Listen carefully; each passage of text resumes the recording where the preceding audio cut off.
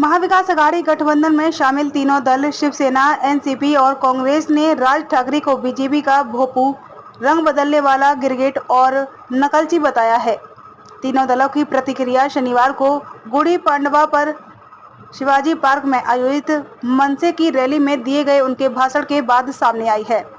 बता दें कि राज ठाकरे ने अपने भाषण में शिवसेना प्रमुख व मुख्यमंत्री उद्धव ठाकरे, उप मुख्यमंत्री अजित पवार तथा एनसीपी प्रमुख शरद पवार को लेकर तीखी टिप्पणियां की थी। शिवसेना सांसद संजय राउत ने मस्जिदों में लगे लाउड स्पीकरों को बंद करने की राज ठाकरे की मांग को लेकर रविवार को उन पर निशाना साधा। उन्होंने कहा कि मनसे प्रमुख का भाषण बीजेपी की ओर से लिखित और प्रायोजित था।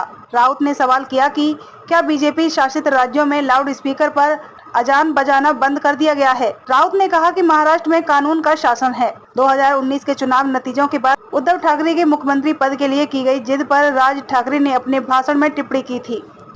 इसका जवाब देते हुए संजय राउत ने कहा कि कुछ लोगों की अक्ल डांड देर से निकलती है। विधानसभा में बहुमत के आधार पर सरकारें बनती हैं। जरूरी संख्या एमबीए के पास थी। झूठे लोगों को सबक सिखाने और राज्य को स्थिरता प्रदान करने के लिए एमबीए सरकार का गठन किया गया था। शिवसेना प्रवक्ता मनीषा कायंदे ने टिप्पणी की, राज ठाकरे बीजेपी के दान पर जीने वाला एक मस्खरा है जो पूरे महाराष्ट्र का मनोरंजन करने के लिए पर्याप्त है।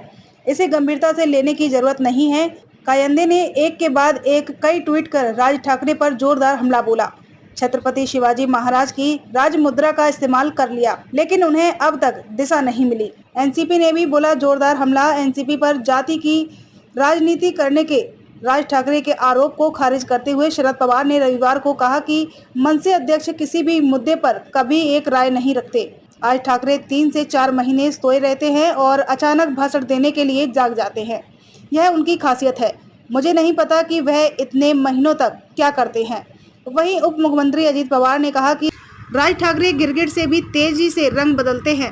अजित पवार ने कहा कि राज ठाकरे को दूसरों पर टिप्पणियां करने और दूसरों की नकल उतारने के अलावा और कुछ नहीं आता।